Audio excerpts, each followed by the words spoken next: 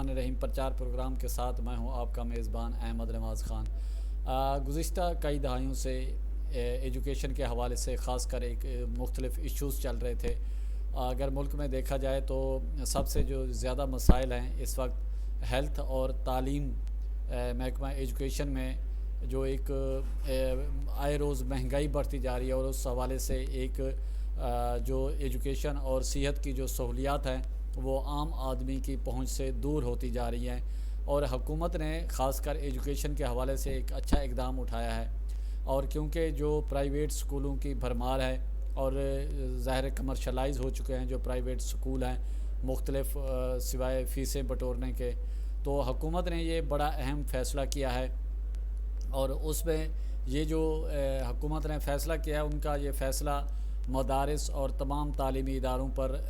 اس کا وہ نفاذ کریں گے۔ حکومت نے جو سب سے اہم چیز، جس طرح ہم نے بتایا کہ کل سے کرنے جا رہی ہے 16 اگست سے،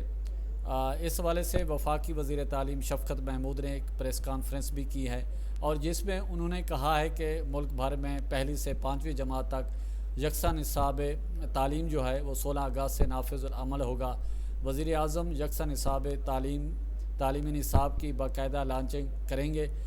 اور انہوں نے مزید یہ بھی کہا کہ یکساں نصاب تعلیم ایسا نصاب ہوگا جو تمام سکولوں اور مدارس میں اس کا نفاذ ہوگا، اور نصاب کے مطابق کتاب اگر نجی طور پر بھی شائع ہوتی ہے تو اس کی بھی اجازت ہوگی اس حوالے سے۔ اور انہوں نے یہ بھی کہا کہ آئندہ سال سے 6 سے 8ویں تک یکساں نصاب تعلیم وہ لا رہے ہیں، اور اسی طرح بتدریج دیگر جو 9ویں اور 10ویں جماعت ہے اور اس کے حوالے سے بھی جو ان کی کوشش ہے کہ جو اس میں تعلیمی نظام ہے وہ بھی سیم یکساں یعنی کہ تعلیمی نظام ہو، اور جس طرح پرائیویٹ سکولوں کی بھرمار ہے اور بھاری فیسیں والدین سے وصول کی جا رہی ہیں، جب یکساں نصاب تعلیم ہوگا، اور خاص کر جو مدارس ہیں ان کو کیونکہ ماضی میں بھی مسلسل نظر انداز کیا جا رہا ہے، اور آئے روز ان پر مختلف سوالات بھی اٹھتے ہیں کہ وہاں پر یکساں نصاب تعلیم نہیں ہے، ان کو صرف دینی تعلیم دی جاتی ہے اور دیگر شعبوں میں ان کو اہمیت نہیں دی جاتی ہے۔ اگر یہ جو حکومت نے اعلان کیا ہے اور یکساں نصاب تعلیم نافذ ہو جاتا ہے تو بہت سارے جو ایشوز ہیں، بہت سارے مسائل ہیں، اور جو فیسوں کی بھرمار ہے اس میں نمایاں کمی ہو سکتی ہے۔ اور اس کا سب سے اہم پہلو یہ بھی ہے کہ حکومت چیک اینڈ بیلنس کا جو نظام ہے اس کو وضع کرے، اور اس کو دیکھے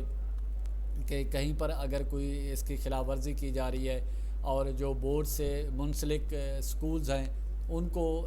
ہدایت خصوصی طور پر جانی چاہیے، اور وہ اس حوالے سے اس چیز کو چیک کریں کہ آیا جو حکومت کی جانب سے یکساں نصاب تعلیم جاری کیا گیا ہے کہ جو تعلیمی ادارے، جو پرائیویٹ تعلیمی ادارے جو بھاری فیسیں وصول کر رہے ہیں کہ وہ اس پر عمل درآمد کر رہے ہیں یا نہیں کر رہے۔ سرکاری سکولوں میں بھی چیک اینڈ بیلنس کا نظام ہونا چاہیے کہ وہاں پر جو ایجوکیشن ہے وہ اس کا جو معیار ہے اس کو بھی تھوڑا سا اس پر توجہ دینے کی ضرورت ہے، تاکہ جو طلباء سرکاری سکولوں میں پڑھتے ہیں اس حوالے سے ان کو بھی تیاری مکمل ہونی چاہیے، اور جو پرائیویٹ سکولوں میں ہیں وہ تو ایک طرح کی کلاس پیدا ہوتی ہے وہاں پر، سٹی سکول ہے، بیکن ہاؤس ہے، ملینیم ہے، اس طرح روٹس اور دیگر ادارے جو ہیں، بہت سارے جو پرائیویٹ سکول ہیں وہ بھی اس حوالے سے ان کو چیک کرنے کی ضرورت ہے کیا آیا جو حکومت کی جانب سے یکساں نصاب تعلیم کا جو جاری کیا گیا ہے اور اس پر عمل درآمد کس حد تک ہو رہا ہے، نہیں ہو رہا، اگر نہیں ہو رہا تو اس کی وجوہات کیا ہیں۔ اس تمام تر صورتحال کو کیونکہ حکومت نے تو ایک اعلان کر دیا اور ساروں کو وہ اس بھی بتا دیا، ایک SOP جاری کر دیا، لیکن صوبوں کا سب سے اہم ایشو ہے وہ اس کو کس طرح دیکھتے ہیں اور اس پر کس طرح عمل درآمد کرتے ہیں، کیونکہ 18ویں ترمیم کے بعد جو صوبائی سبجیکٹ ہیں نصاب کا اور دیگر جو چیزیں ہیں وہ صوبائی حکومتیں اس کو کس طرح ایکسیپٹ کرتی ہیں، کیا وہ اپنا نصاب تعلیم دیتی ہیں یا جو وفاقی حکومت نے صوبوں کے مشاورت سے مل کر ظاہر یہ طے کیا ہے کیا وہ اس پر عمل درآمد کرتی ہیں یا نہیں اپنا نصاب تعلیم دیتی ہیں، اس پہ کیونکہ آنے والے وقت میں اس کا پتہ چل سکے گا کہ وہ اس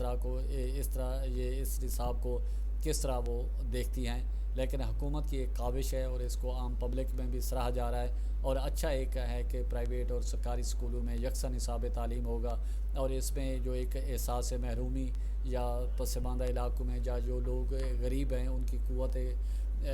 پڑھانے کی اتنی شاید نہیں ہو، بھاری فیسیں ادا کرنے کی، تو اس طرح سے ایک طرح کا توازن پیدا ہوگا۔ اسی کے ساتھ پرچار کی ٹیم کو اجازت دیں، اپنے گرد و نواح کا خاص خیال رکھیں، لوگوں کے لیے